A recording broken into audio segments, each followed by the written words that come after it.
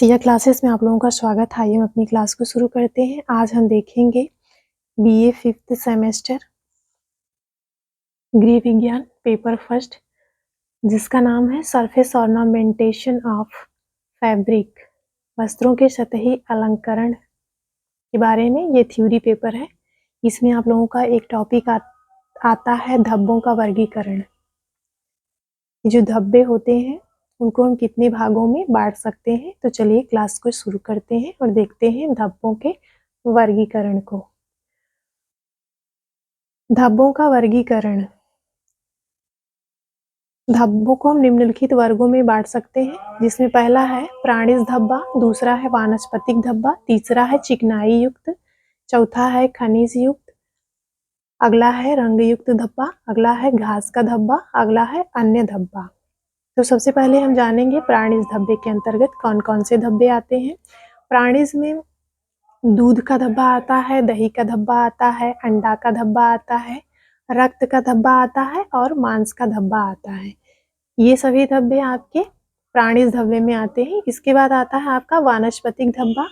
वानस्पतिक धब्बे में आपका चाय का धब्बा हो गया, कॉफी का धब्बा हो गया, शहद का धब्बा हो गया, फल का धब्बा हो गया और सब्जी का धब्बा हो गया। ये सारे धब्बे आपके वानस्पतिक धब्बे में आते हैं। इसके बाद आता है आपका चिकनाई युक्त धब्बा, जिसमें तेल का धब्बा, घी का धब्बा, मक्खन का धब्बा, क्रीम का धब्बा, ग्रीस का धब्बा, ये सभी धब्बे आपके चिकनाई युक्त धब्बे में आते हैं। इसके बाद आता है आपका खनिज धब्बा। खनिज धब्बा में आपका स्याही का धब्बा हो गया, औषधि का धब्बा हो गया, जंग का धब्बा हो गया, ये सभी आपके खनिज युक्त धब्बे में आते हैं। इसके बाद आता है रंग का धब्बा। रंग के धब्बे में वार्निश का धब्बा, कपड़ा रंगने व छापने के रंग का धब्बा हो गया, चित्र बनाने के रंग का धब्बा हो गया, ये सभी आपके रंग के धब्बे में आते हैं। इसके बाद आता है आपका घास का धब्बा। घास के धब्बा के अंतर्गत आपका घास का और घास की जो पत्तियां होती हैं उसके धब्बे को सम्मिलित किया जाता है। इसके बाद आता है आपका अन्य धब्बा। अन्य धब्बा में पसीना का धब्बा, झुलसने आदि का जो निशान पड़ जाता है, ये सब धब्बे अन्य धब्बे के अंतर्गत आते हैं। तो चलिए इसमें हम जान लेते हैं कि जो जानता दाग धब्बे होते हैं या प्राणिज दाग धब्बे होते हैं वो क्या होते हैं। ये प्राणिज दाग धब्बे होते हैं ये क्या होते हैं, हम इसको जान लेते हैं।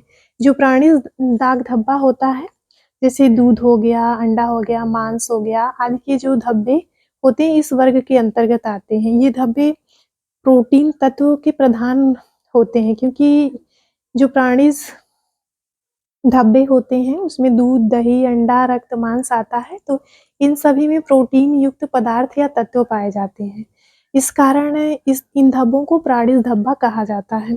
इनके लगने पर वस्त्र को गर्म जल से नहीं धोना चाहिए, क्योंकि प्रोटीन का गुण होता है कि प्रोटीन को गर्म करने पे वो जम जाती है, इसलिए धब्बे क्या हो जाते हैं, स्थायी रूप से कपड़े में जम जाते हैं, वो बार बार छुड़ाने पर नहीं छूटते हैं।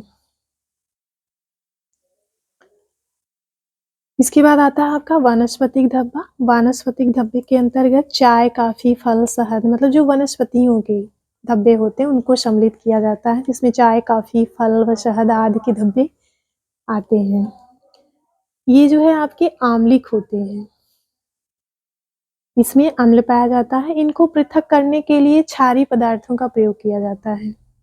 जो वानस्पतिक धब्बे होते हैं इनको साफ करने के लिए क्षार का प्रयोग किया जाता है, क्योंकि क्षार का इन पे कोई हानिकारक प्रभाव नहीं पड़ता है। और जो प्राणिज धब्बे होते हैं इनको छुड़ाने के लिए आप अम्ल का प्रयोग भी कर सकते हैं, क्योंकि अम्ल का प्राणिज रेशों पर या फिर धब्बों पे कोई हानिकारक प्रभाव नहीं पड़ता है।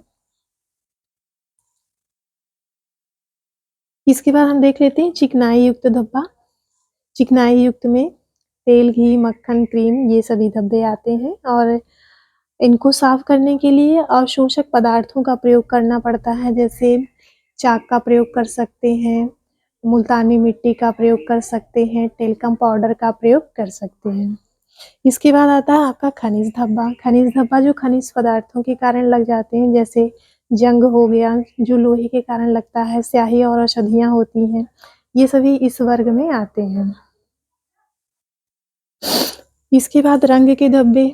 सभी लोग जानते हैं कि रंगों का धब्बा अम्लीय भी हो सकता है, क्षारीय भी हो सकता है। इन्हें छुड़ाने के लिए जिन ब्लीचिंग एजेंट का हम प्रयोग करते हैं, उसको जो वस्त्र है उसकी प्रकृति के अनुसार ही हमें प्रयोग में लाना चाहिए। अगर जो वस्त्र है अगर वो प्रोटीन तंतु से निर्मित है तो हमें ब्लीच के लिए अम्लीय एजेंट का प्रयोग करना चाहिए। अगर वो वानस्पतिक रेशा है जैसे कपास वगैरह का है और उसपे अगर ये लग जाते हैं तो उसको साफ करने के लिए हमें क्षार का प्रयोग करना चाहिए। ठीक, इसके बाद आता है घास का धब्बा। घास के धब्बे जो हरी घास होती है उसके जो रंग होते हैं, कलर होते हैं या फिर उसमें से निकलने वाला जो दूध होता है वो कपड़ों में लग जाता है। ये घास के धब्बे होते हैं। घास जो होती है उसमें क्लोरोफिल जो हरा-हरा होता है पत्ता उसका, वो क्लोरोफिल के कारण होता है और यही क्लोरोफिल कपड़ों में लग जाता है। तो इस तरह के धब्बे घास के धब्बे के अंतर्गत आते हैं, जो हरे कलर का होता है, कपड़े में लग जाता है। इसके बाद अन्य धब्बे में आपका पसीना का धब्बा हो गया और झुलसने का धब्बा हो गया। जैसे इस्त्री हम लोग करते हैं या प्रेस करते हैं तो उस समय कपड़े झुलस जाते हैं। तो ये हो गया धब्बों का वर्गीकरण। क्लास यहीं पे समाप्त होती है। अगली क्लास में हम धब्बे छुड़ाने की विधियों का वर्णन करेंगे।